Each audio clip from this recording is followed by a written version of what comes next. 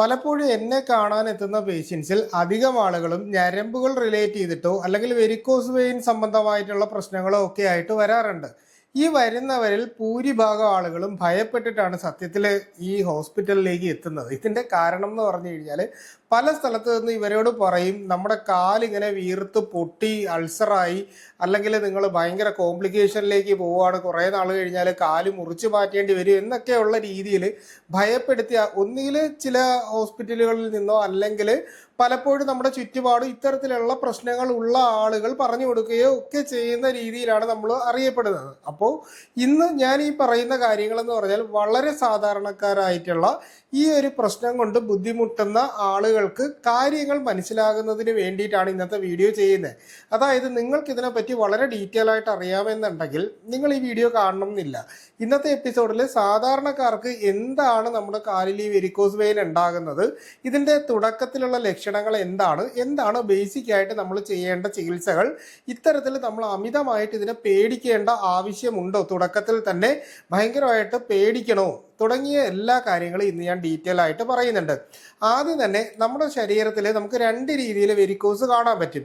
വളരെ സിമ്പിളായിട്ട് പറഞ്ഞാൽ ഇപ്പം നമ്മുടെ ഏതെങ്കിലും ഒരു ഭാഗത്ത് ചെറിയ നീലിച്ചിട്ടുള്ള ഈ തൊലിപ്പുറത്ത് കാണുന്ന രീതിയിലുള്ള വെരിക്കോസ് വെയിൻ എന്ന് പറഞ്ഞ് നമ്മളെല്ലാവരും ഭയപ്പെടുന്ന ഇത്തിരി വെളുത്തിട്ട് വണ്ണമുള്ള ആളുകളാണെങ്കിൽ ഇത് നല്ല രീതിയിൽ സ്ത്രീകളിലൊക്കെ എടുത്തു കാണിക്കും നീല നിറത്തിലുള്ള ഞരമ്പുകൾ. ഇത് സത്യത്തിൽ സൂപ്പർഫിഷ്യൽ വെരിക്കോസ് ആണ്. അപ്പോൾ ഈ പറയുന്ന സൂപ്പർഫിഷ്യൽ വെരിക്കോസിനെ തുടക്കത്തിൽ നിങ്ങൾ അമിതമായിട്ട് ഭയപ്പെടണം എന്നില്ല. ചെറിയ ചെറിയ ചികിത്സകളിലൂടെ നമുക്കിതിനെ പൂർണ്ണമായിട്ട് മാറ്റിക്കളയാനായിട്ട് പറ്റുന്നതാണ്. ഇനി വരുന്നതെന്ന് പറഞ്ഞാൽ നമ്മുടെ കാലുകളിലൊക്കെ ആയിട്ട് അതിഭയങ്കരമായിട്ട് തടിച്ച ഞരമ്പുകൾ പോലെ പൊങ്ങി വരും. അതായത് ഡീപ്പ് വെരിക്കോസ് ആണ്. അപ്പോൾ ഈ പറയുന്നത് നമ്മുടെ കാലിലേക്ക് വരുന്ന ഗ്രേറ്റ് സഫീനസ് വെയിൻ്റെ ബ്രാഞ്ചസുകളിലേക്ക് ഉണ്ടാകുന്ന ബ്ലോക്കുകളാണ് ഇതിനുള്ള പ്രധാനപ്പെട്ട കാരണം. ഇങ്ങനെയുള്ള കേസുകളാണ് എന്നുണ്ടെങ്കിൽ നമ്മൾ ചെറിയ രീതിയിലൊന്നും ഭയപ്പെടണം. തുടക്കത്തിൽ തന്നെ ലക്ഷണങ്ങൾ മനസ്സിലാക്കേണ്ടി വരും. അപ്പോൾ ആദ്യം തന്നെ നമുക്കിതിൻ്റെ ലക്ഷണങ്ങൾ എന്തൊക്കെയാണ്, അതുപോലെ തന്നെ നമ്മുടെ ശരീരത്തിൻ്റെ അകത്ത് എന്തുകൊണ്ടാണ് ഇത് ഉണ്ടാകുന്നത് എന്നുള്ള കാര്യം കൂടി മനസ്സിലാക്കാം. നമ്മുടെ ശരീരത്തിൻ്റെ അകത്തെന്ന് പറഞ്ഞാൽ ശുദ്ധരക്തം കൊണ്ടുവരുന്ന ആർട്ടറീസ് ഉണ്ട്, അതായത് നമ്മുടെ ധമനികൾ. ഈ ധമനികൾ വഴി രക്തം നമ്മുടെ കാലിലേക്ക് എത്തും. അപ്പോൾ നമ്മുടെ പാദത്തിൻ്റെ അവിടെ എത്തിക്കഴിയുമ്പോൾ ഇത് അവിടുത്തെ കോശങ്ങളുടെ പ്രവർത്തനത്തിന് വേണ്ടി ഓക്സിജനേറ്റഡ് ബ്ലഡ്, അതായത് നമ്മുടെ ശുദ്ധരക്തത്തിൻ്റെ അകത്താണ് ഓക്സിജൻ ഉള്ളത്. അപ്പോൾ ആ ബ്ലഡ് അവിടെ പ്രവർത്തിച്ചതിന് ശേഷം അശുദ്ധമാകുന്ന രക്തം ഈ പറയുന്ന നമ്മുടെ വെയിൻസ്, അതായത് നമ്മുടെ രക്തക്കുഴലുകളിലൂടെ സിരകൾ എന്നാണ് പറയുന്നത്, സിരകളിലൂടെ മുകളിലേക്ക് കറക്റ്റായിട്ട് ഹൃദയത്തിലേക്ക് വരണം. ധമനിയിൽ സ്പീഡ് കൂടുതലായിരിക്കും, സിരകളിൽ അത് വാൽവ് ഉപയോഗിച്ച് അതിനെ ത്വരിതപ്പെടുത്തും, അതായത് ക്രമപ്പെടുത്തിയിട്ടാണ് ഇതിൻ്റെ പ്രഷർ ഹാർട്ടിന് വരാതിരിക്കാൻ വേണ്ടിയിട്ട്. അപ്പോൾ ആ ഒരു രീതിയിൽ ഈ ഒരു മെക്കാനിസം നടന്നുകൊണ്ടിരിക്കും. നമ്മളെ സംബന്ധിച്ച് നമുക്ക് അമിതവണ്ണം, അതുപോലെ തന്നെ പ്രമേഹ രോഗം, ഇനി ചില കാര്യങ്ങളിൽ പാരമ്പര്യം, ചിലരുടെ പേടി എന്ന് പറഞ്ഞാൽ പാരമ്പര്യം കൊണ്ടുണ്ടാവും. അച്ഛനുണ്ടെന്ന് പറഞ്ഞ് 100% വെരിക്കോസ് വെയിൻ എന്ന് പറയുന്ന അച്ഛനോ അമ്മയ്ക്കോ ഉണ്ടെങ്കിൽ നമുക്ക് വരണമെന്നില്ല.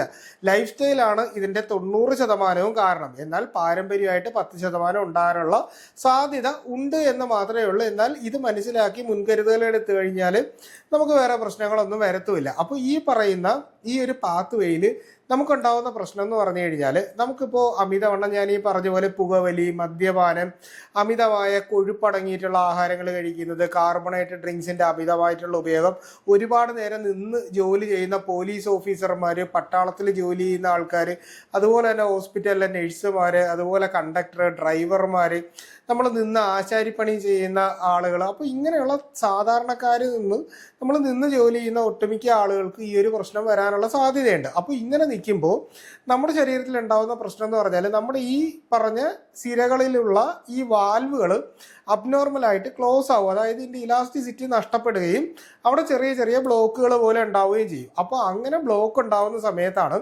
ഈ പറയുന്ന രക്തം, അതായത് അശുദ്ധ രക്തം ഈ ഭാഗങ്ങളിൽ കെട്ടി നിൽക്കുന്ന ഒരു രീതി വരുമ്പോൾ ഇവിടുത്തെ എലാസ്റ്റിസിറ്റി കൂടിയിട്ട് ആ ബ്ലഡ് വെസൽസ് വീർത്ത് വരും. അതാണ് നമ്മൾ പുറമേ കാണുന്നത്.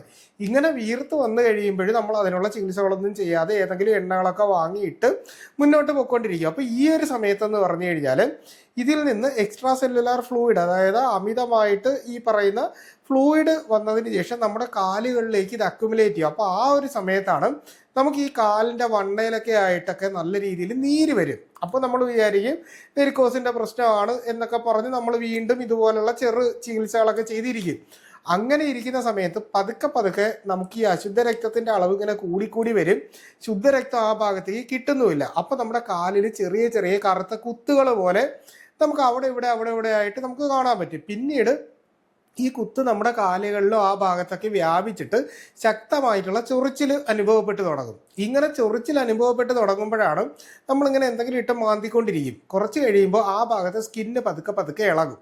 ഇളകി കഴിഞ്ഞ് കഴിയുമ്പോൾ ഉള്ള പ്രശ്നം എന്ന് പറഞ്ഞാൽ അവിടെ ചെറിയ ചെറിയ കുത്തുകൾ പോലെയുള്ള, നമ്മളൊരു ക്യാമറ ഉപയോഗിച്ചൊരു ഫോട്ടോ എടുത്ത് നോക്കിയാൽ നമുക്ക് കൃത്യമായിട്ട് ഇത് കാണാൻ പറ്റും. ആ ഒരു ചുമന്ന സ്പോട്ടുകൾ സൂം ചെയ്ത് നോക്കിയാൽ മതി. അപ്പോൾ അങ്ങനെ ഈ സ്കിന്ന് ഇളകി തുടങ്ങും. ഇളകി തുടങ്ങി കഴിയുമ്പോൾ നമ്മളൊരു ഓയിൻമെൻറ്റ് വാങ്ങി ഇതിൻ്റെ പുറമേ പുരട്ടി തുടങ്ങും. ചൊറിച്ചിലിനുള്ള മരുന്നാണ് പൊതുവെ എല്ലാവരും വാങ്ങിയിടുന്നത്. അങ്ങനെ ഇട്ട് കഴിയുന്നതാണ് ഇതിൻ്റെ ഏറ്റവും വലിയ പ്രശ്നവും.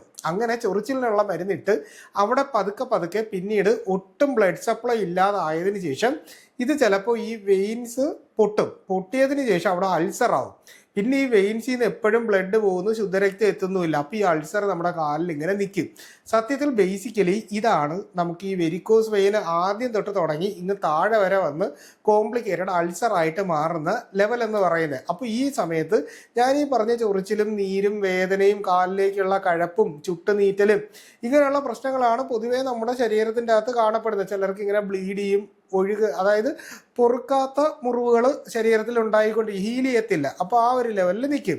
അപ്പോൾ ഇങ്ങനെ ഉള്ള ആളുകളുടെ ഈ ജോലിയും കാര്യങ്ങളൊക്കെ നമ്മൾ ശ്രദ്ധിച്ചില്ല, കൃത്യമായ ചികിത്സയ്ക്ക് പോയില്ല, ഇത് പൊട്ടിക്കഴിഞ്ഞാൽ വളരെ ബുദ്ധിമുട്ടാണ്. ഒരു കാരണവശാലും അതുവരെ വെയിറ്റ് ചെയ്ത് തുടക്കത്തിൽ തന്നെ കാണിച്ച ഒരു പ്രശ്നവുമില്ല. അത് ഏതെങ്കിലും നല്ല ഒരു ഇതിനെപ്പറ്റി അറിയുന്ന ഒരു ഡോക്ടറെ കാണിച്ചു കഴിഞ്ഞാൽ ഇത് നമുക്ക് തുടക്കത്തിൽ തന്നെ മാനേജ് ചെയ്ത് പോകാൻ പറ്റും. അപ്പോൾ ഇതിന് വേണ്ടിയിട്ടുള്ള പരിശോധനകളും എന്താണ് നമ്മൾ ചെയ്യേണ്ടതോ ആ കാര്യങ്ങളൂടെ പറയാം.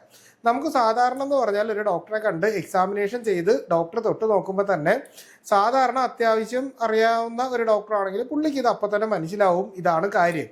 ഇനി ഇത് കുറച്ചുകൂടെ കോംപ്ലിക്കേറ്റഡ് ആയിട്ട് ഇതിൻ്റെ അകത്തേക്ക് സപ്ലൈ, അതായത് ബ്ലഡ് സപ്ലൈ കറക്റ്റായിട്ട് വരുന്നുണ്ടോ എന്ന് ഉള്ള ഡൗട്ട്സ് വരുന്ന കണ്ടീഷൻസ് ഉണ്ട്. ആ സമയത്ത് നമ്മൾ വീനസ് ഡോപ്ലർ എടുത്ത്, അതായത് ഡോപ്ലർ എന്ന് പറഞ്ഞ് ഒരു പരിശോധനയുണ്ട്. അപ്പോൾ അത് ചെയ്ത് നോക്കുമ്പോൾ നമുക്ക് കറക്റ്റായിട്ട് ഈ വെയിൻസിലേക്ക് വരുന്ന ഈ രക്തം തിരിച്ച്, അതായത് നമ്മുടെ കാലിലേക്ക് വരുന്ന രക്തം വെയിൻസിലൂടെ ഇത് തിരിച്ചു പോകുന്നുണ്ടോ എന്നുള്ള ആ വാസ്കുലാരിറ്റി നമുക്ക് പരിശോധിച്ച് നോക്കാനായിട്ട് പറ്റും. അപ്പോൾ ഈ ഒരു ടെസ്റ്റാണ് ചെയ്യുന്നത്. ഇനി നമുക്ക് ഇതിൻ്റെ ചികിത്സയിലേക്ക് വരാം. തുടക്കത്തിലാണെങ്കിൽ സാധാരണ നോർമലി നമുക്ക് മരുന്നുകൾ കഴിച്ചുകൊണ്ട്, ഇന്റേണൽ മരുന്നുകൾ കഴിച്ചുകൊണ്ട് തന്നെ നമുക്കിതിനെ പൂർണ്ണമായിട്ടും കുറച്ച് നിർത്താനായിട്ട് പറ്റും. അത്യാവശ്യം നല്ല രീതിയിൽ വ്യായാമം ചെയ്യുക, വെയിറ്റ് കുറയ്ക്കാൻ വേണ്ടിയിട്ടുള്ള കാര്യങ്ങൾ ചെയ്യുക, പുകവലി മദ്യപാനം പൂർണ്ണമായിട്ട് ഒഴിവാക്കുക, പുറത്തു നിന്നുള്ള ആഹാരങ്ങൾ പരമാവധി ഒഴിവാക്കുക, കാർബണേറ്റഡ് ഡ്രിങ്ക്സ് കുടിക്കാതിരിക്കുക, ഒരുപാട് നേരം നിൽക്കാതിരിക്കുക. കിട്ടുന്ന സമയം നിങ്ങളുടെ ജോലി ഇതുമായിട്ട് ബന്ധപ്പെട്ടിട്ടുള്ള ഒരാളാണെങ്കിൽ ഈ ജോലി കളയാനല്ല ഞാൻ പറയുന്നത്.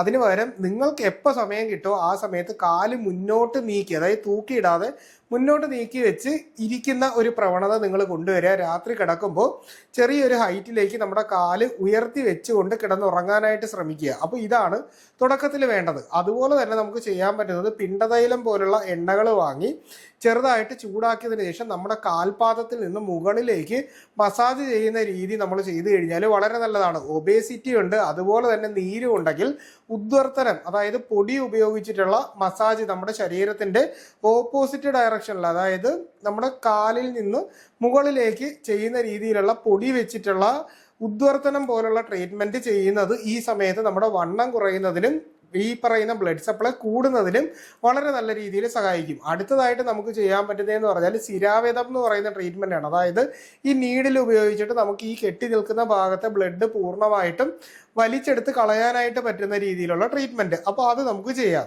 അടുത്തതായിട്ടെന്ന് പറഞ്ഞാൽ ജലൂകാവചരണം എന്ന് പറഞ്ഞിട്ട് നമ്മൾ ലീച്ച് തെറാപ്പി, അതായത് കുളയട്ടയിട്ട് ഈ ബ്ലഡ് പൂർണ്ണമായിട്ടും പുറത്തേക്ക് എടുത്തു കളയുന്ന ഒരു രീതിയുണ്ട്. അപ്പോൾ ഈ പറയുന്ന രീതിയിൽ വേണമെങ്കിൽ നമുക്ക് ഇതിൻ്റെ ട്രീറ്റ്മെൻറ്റ് ചെയ്യാം.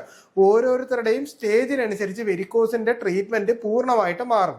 ഈ ആദ്യം പറഞ്ഞ പോലെ സൂപ്പർഫിഷ്യലി ചെറുതായിട്ടാണ് നീലിച്ച ഞരമ്പുകളാണെങ്കിൽ ചിലപ്പോൾ നമുക്ക് ഓയിൻമെൻ്റ് ഒക്കെ പുരട്ടുമ്പോൾ തന്നെ അതിന് വേണ്ടിയിട്ട് അതിൽ നല്ലൊരു കുറവ് വരുന്നതാണ്. എന്നാൽ ഇത് ചൊറിച്ചിലും കാര്യങ്ങളുമായിട്ട് വരുമ്പോൾ അതിനുള്ള ട്രീറ്റ്മെൻറ്റും അൾസറായി കഴിയുമ്പോൾ ഉള്ള ട്രീറ്റ്മെൻറ്റും നീര് മാത്രം നിൽക്കുമ്പോൾ ഉള്ള ട്രീറ്റ്മെൻറ്റും ഡിഫറൻ്റ് ആയിരിക്കും. അപ്പോൾ നിങ്ങൾ തുടക്കത്തിൽ തന്നെ ചെയ്യാനുള്ളത്, ഇങ്ങനെ ഒരു സംശയം ഉണ്ടെങ്കിൽ ഒരു ഡോക്ടറെ കണ്ട് കാര്യങ്ങൾ കൃത്യമായിട്ട് മനസ്സിലാക്കുക. നിങ്ങൾ ഏത് സ്റ്റേജിലൂടെയാണ് കടന്നു പോകുന്നതെന്ന് മനസ്സിലാക്കി ആ സ്റ്റേജിന് വേണ്ട കൃത്യമായ ട്രീറ്റ്മെൻറ്റ് എടുക്കുക. ഒപ്പം തന്നെ സ്റ്റോക്കിങ്സ് പോലെ നമ്മുടെ കാലിലിടുന്ന ഒരു തരത്തിലുള്ള ഒരു സോക്സ് നമുക്ക് മേടിക്കാനായിട്ട് കിട്ടും. അപ്പോൾ ആ രീതിയിലുള്ള സോക്സ് വാങ്ങി കൃത്യമായിട്ട് നമ്മുടെ ഈ പറയുന്ന ഉറങ്ങുന്ന സമയത്ത് ഒഴിച്ച് നിന്ന് ജോലി ചെയ്യുന്ന സമയത്ത് നമ്മൾ പരമാവധി ഈ സ്റ്റോക്കിങ്സ് ഇട്ടിട്ട് നിൽക്കുകയാണെങ്കിൽ നല്ല രീതിയിൽ നമുക്കിത് കുറച്ചെടുക്കാനായിട്ട് പറ്റും. നിങ്ങൾക്ക് ഇത്തരത്തിൽ എന്തെങ്കിലും ഭയപ്പാടോ സംശയങ്ങളോ ഉണ്ടെങ്കിൽ തീർച്ചയായിട്ടും കമൻ്റായിട്ടോ നമ്മുടെ നമ്പറിൽ ചോദിക്കുക. കൃത്യമായിട്ടുള്ള റിപ്ലൈ നിങ്ങൾക്ക് കിട്ടുന്നതായിരിക്കും.